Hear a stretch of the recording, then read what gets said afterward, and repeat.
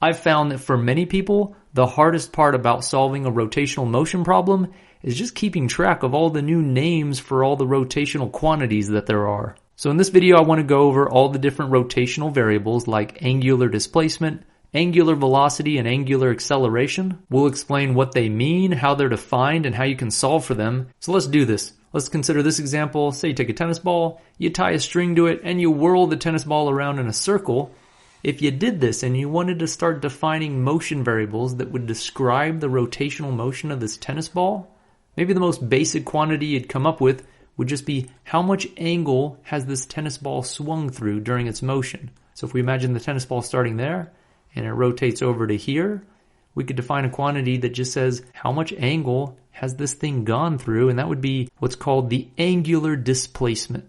And it's given the symbol delta theta because theta is the angle and delta theta is the change in the angle. So this is really theta final minus theta initial. So for instance, if we started the tennis ball over here at 0 and we ended at 180, theta final would be 180, theta initial would be 0, so our angular displacement would be 180 degrees or pi radians. And if we started at 0 and went through an entire circle all the way and then another circle all the way, our angular displacement wouldn't be 0. It would technically be 2 whole revolutions, which would be either 720 degrees or 4 pi radians. And we don't even have to start at the 0. Our theta initial could be over here at 180 and we go down to 270, in which case the angular displacement would be 90 degrees or pi over 2 radians. So this is how we define the angular displacement, and we typically measure it in radians as opposed to degrees for reasons that I'll show you in just a second. And the name for this symbol here is theta. And we should mention that this is analogous to how we defined the regular displacement. So if you imagine a tennis ball just going in a straight line, the regular displacement was defined to be the final position minus the initial position, which we called delta x. And that's just usually called the displacement, which is measured in meters. Okay, so now we know how to quantify the amount of angle that this ball has rotated through,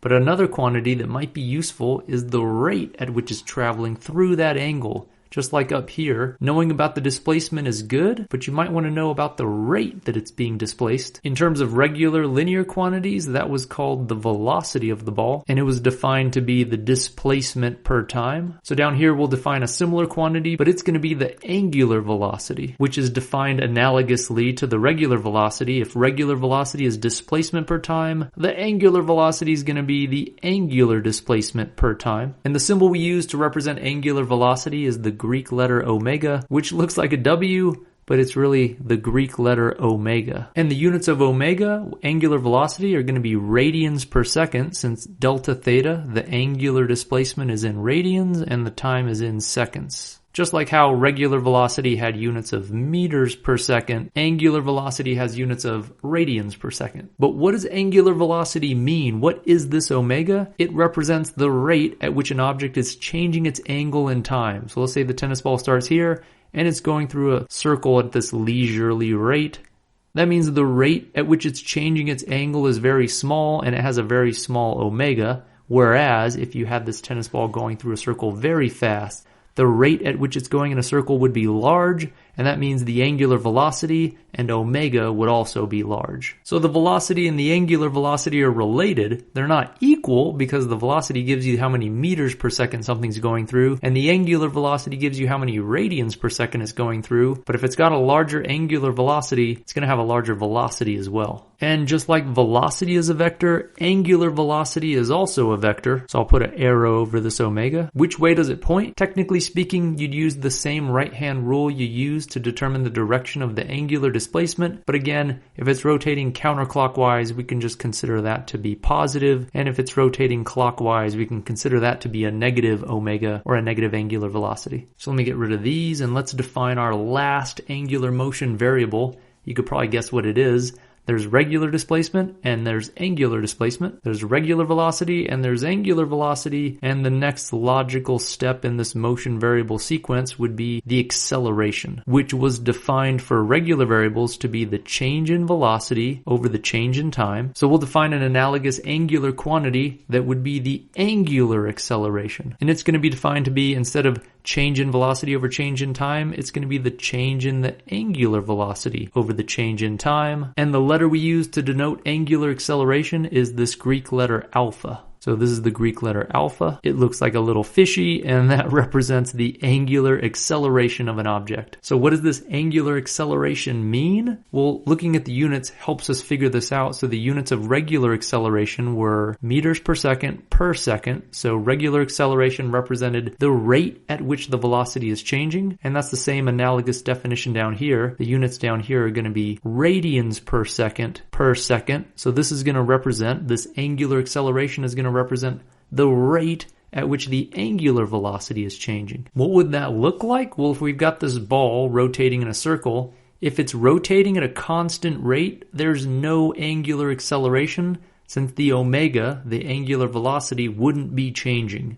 So in other words, if it's rotating at a constant rate, there's no change in the angular velocity, and that means there's no angular acceleration. But conversely, if it starts off moving slowly and it speeds up, its angular velocity's increasing, then there is an angular acceleration because there's a change in the angular velocity of this ball. And just like any acceleration, this angular acceleration can increase the angular velocity and speed something up, or it can slow the object down and decrease the angular velocity. But if the angular velocity is remaining constant, in other words, it's rotating in a circle at a constant rate, then the angular acceleration is 0, and that means alpha equals 0. And just like the rest of these motion variables, angular acceleration is a vector, just like regular acceleration is a vector. And the direction that the angular acceleration points will be in the direction of the change in the angular velocity. So in other words, if this tennis ball is speeding up,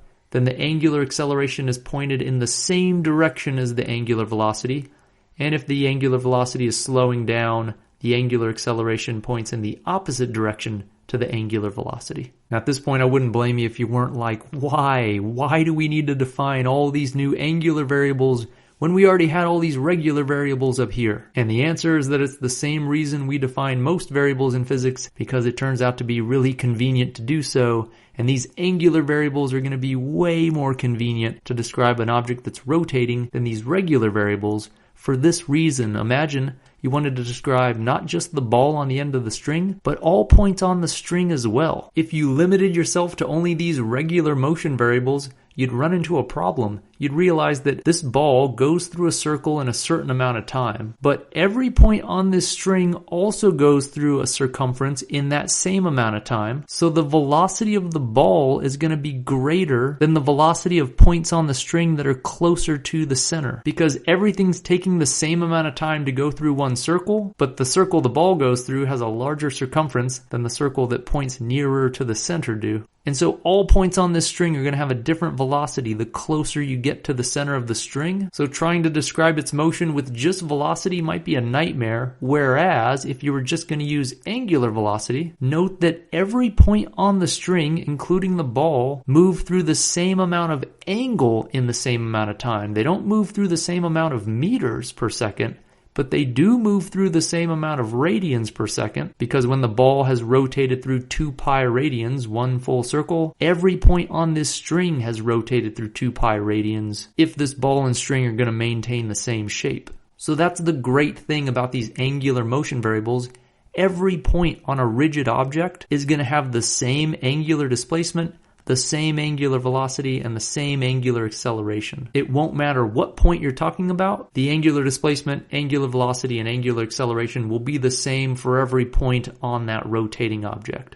All right, so before this gets too abstract, let's try a sample problem. Let's say the ball starts over here at rest, and it rotates all the way to this point in 4 seconds. So it started over here at rest, and it took 4 seconds for it to rotate over to this point. And let's say when the ball makes it over to this side, it's going 1.57 radians per second. Let's say that's the final angular velocity. So let's just go through and try to figure these out. What would the angular displacement be for this example? Well, if the ball started here and it made it over to here, the angular displacement would be pi radians, or 180 degrees. What would the angular velocity be?